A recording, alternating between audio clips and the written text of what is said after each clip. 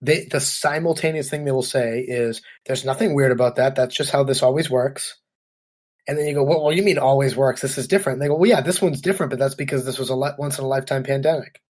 And you go, okay, well, then since you just admitted that this election was super different, isn't it reasonable that some people will be a little suspicious of this one different election that's different than all the others?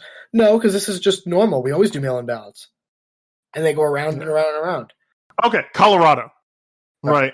Colorado is another supposedly swing state, right? Yeah. That Republicans have been losing for the past 4 elections, but Republicans never allege voter fraud in Colorado, right? Yeah. And they never allege voter fraud in Virginia, even though they lose these swing states. But they do allege it in Pennsylvania and Michigan. Is it that Virginia? Are they saying Virginia doesn't matter? How many? I'm pretty sure Virginia has what? Oh, I'm not going to try to guess. I think 21 electoral college votes. I'm not going to guess. I say before I guess. Also, I think all these people know. Just what was that? I don't know his name, but Biden's anti-president Biden's chief of staff in 2014 said that elections in America are rigged. Mm-hmm. There was that Vox article that said, "Our elections, and why do 60% of people think elections are rigged?" And he said, "Because they are." This is not like some crazy thing that just popped up that people think that maybe these things could be questionable.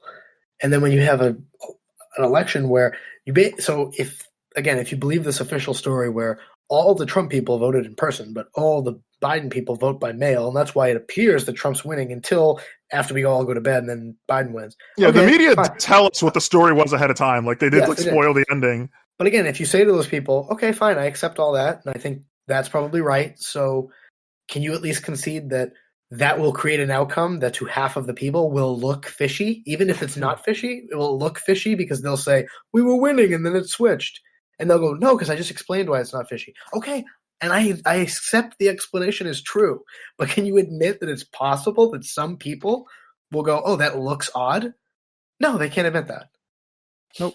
And that's what tells me that some of these people, obviously some of them just aren't using their brain, there's nothing there, but some of the people who make up these stories, they're worried about something because you can't just go, your children. Yes, I could see why you would think it looks weird, but let me explain it to you. Nope.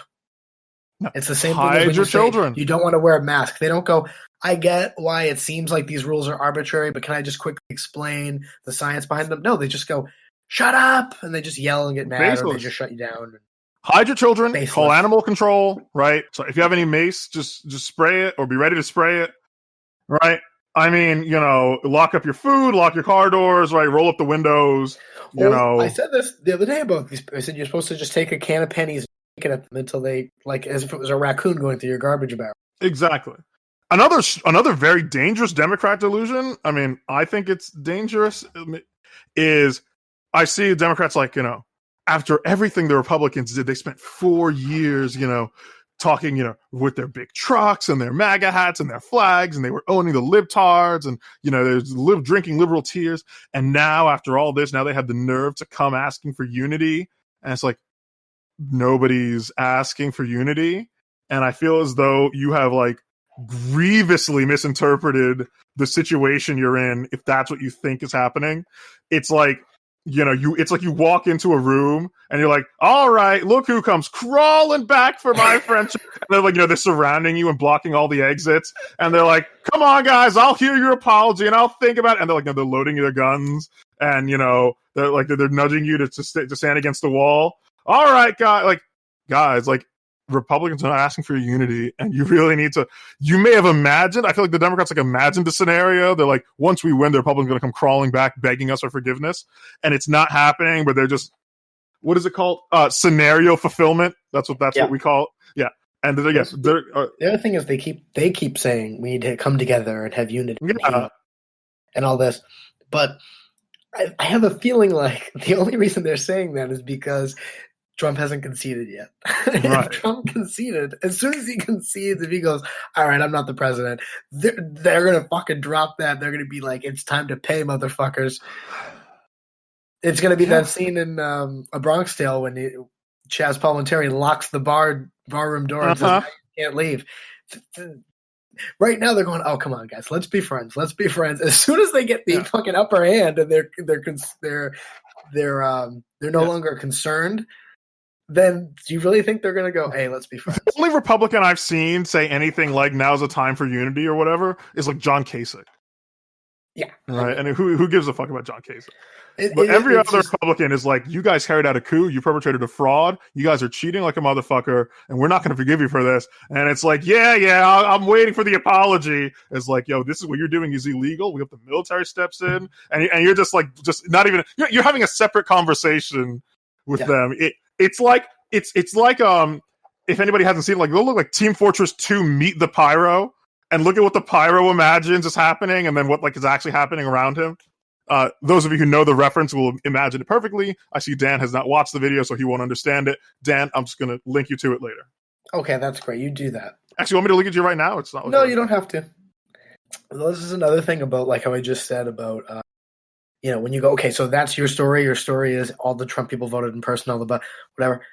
Again, their story is that right now the Democrats' official message that we're supposed to believe is the story is, come on, Nazis, let's unite.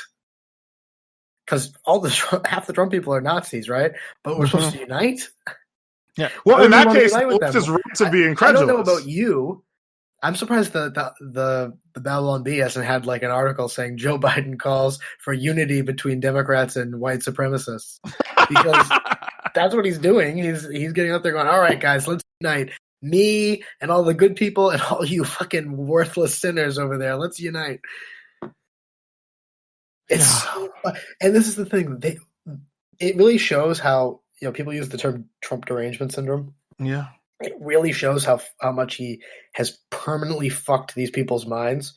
Just the one time they didn't get their way, as a friend of mine put it, it was some joke about how, Biden is going to put, BLM in his Twitter with his pronouns, and then they won't care when he's fucking carpet bombing the Middle East. And he said that's all these people want is just empty gestures and like symbolic, bumper stickers. And he goes, that's all they want, and that's all Trump didn't give them, and they've never recovered. Yeah, I mean, I've seen a few people on the left who are like, now that Biden's won, now we're going to hold him accountable. I'm going to I can't wait. I can't wait to start calling out Joe Biden for his internalized homophobia and stuff.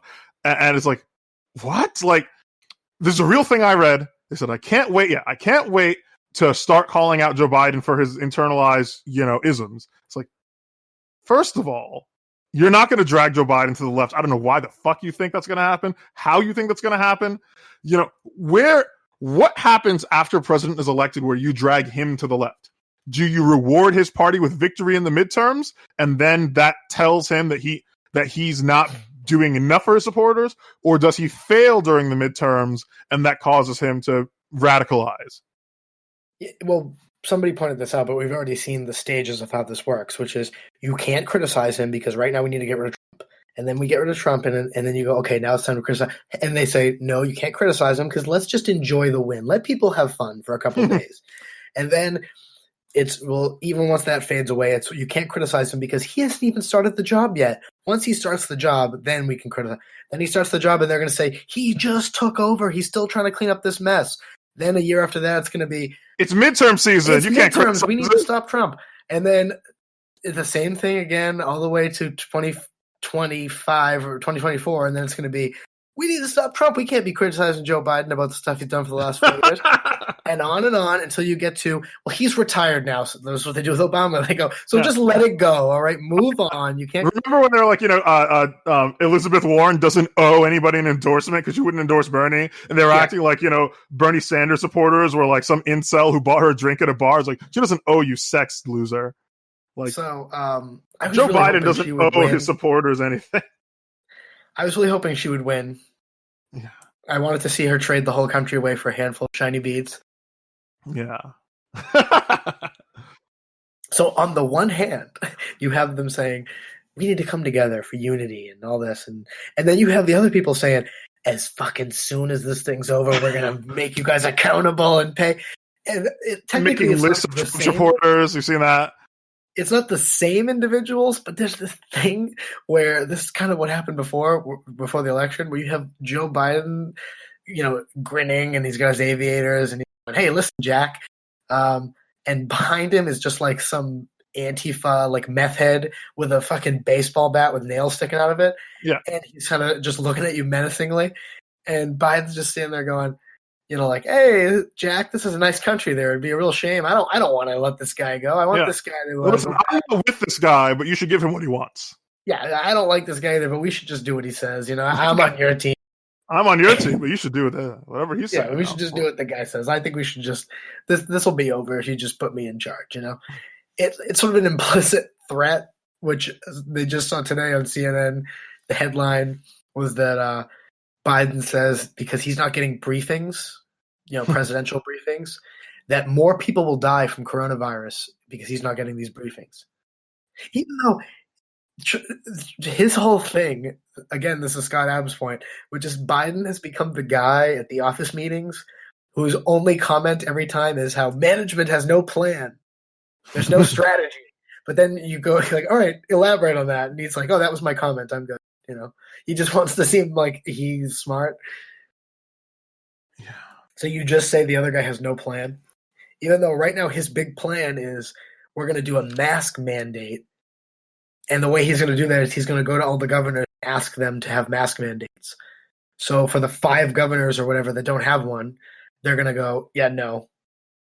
And even if they go, okay, fine, we'll do what you say. The idea that like that's this obvious thing that no one's thought of. It's so fucking stupid. Yeah. Let's see if there were other things about this. I do want to kind of speed through the election fraud thing. So real quick though, one last thing is that why this goes to show how like their brains have been broken. Mm-hmm. Because there's nothing in the Constitution that I know of. There's no part that says that the guy who's currently the president has to admit he lost, otherwise he gets to stay president. There's nothing in there that says if he doesn't concede, he technically can still be the president.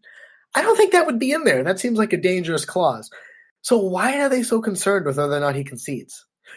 You would think, if they were being rational, that, and if they knew that this was all in the up and up and they had it in the bag, if it were me, I would, and this was on the other foot or whatever, I would be like, oh, this is hilarious. This is going to be so fun when they fucking drag him out of there and think he's crying and not admitting that he lost. But they don't. And based on how bloodthirsty they are, you would think they would want that, but they don't. They are terrified that he's not conceding. They seem to think that if he doesn't concede, that he'll somehow still be the president, which tells me that for some of them, they are worried that this could be flipped back. And for others, they're just so irrationally against him, and the fact that he doesn't do what they say drives them up a wall emotionally, that I think that even if he's not president anymore, if he does not go on TV and admit he lost fair and square, they'll never feel right. They'll never be able to sleep. They need him to bow down and say, you were right, I am wrong, I submit. Yeah. One thing Republicans start to get excited about is the idea that if it goes to the Supreme Court, like Clarence Thomas is going to be the one to decide it. Because during Clarence Thomas's his confirmation hearings, Joe Biden was, I guess, the one who trotted out Anita Hill to call Clarence. First high-tech lynching, Joe Biden brought the rope. Which notices them cheering that like Clarence Thomas is prejudiced against Joe Biden, that he's just going to carry out some personal grudge from the mid-1990s against this man running for president in 2020.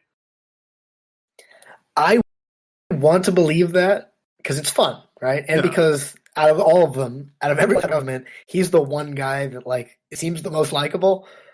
CT, but it just doesn't. That's just not the way this works. There's no way. If they thought that would happen, he would get Scalia'd and he would wake up dead in the middle of the night, and they would just, He would wake up dead. Kavanaugh would wake up dead. Amy Coney Barrett, her husband, would die in a car crash all on the same day, and nobody would say there was anything suspicious about it. And then they'd all vote that Biden won, and everyone would go, "Yeah, that seems right." And then the next day, he'd appoint Merrick Garland and 2 other companies and then take over Yeah. the court. That's the way it works. Maybe this is Joe. No, this is ready. Joe Biden knows that he probably won't be able to like pack the court by making